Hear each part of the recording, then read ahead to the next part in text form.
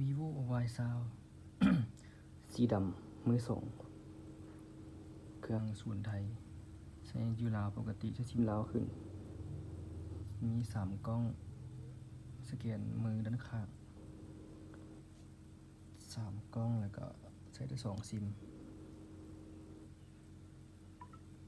ด้านหน้า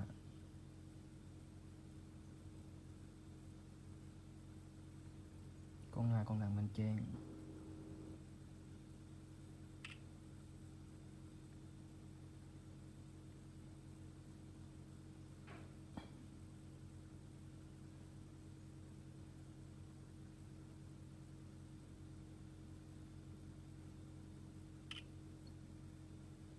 ประมาณนี้ด้านข้างก็งามเหมือนกันเลย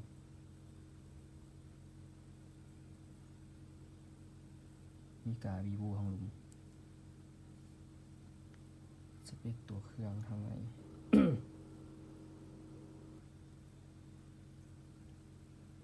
vivo v 203รหัสรุ่น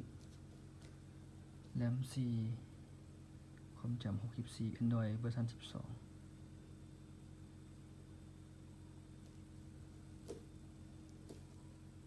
สั้นๆ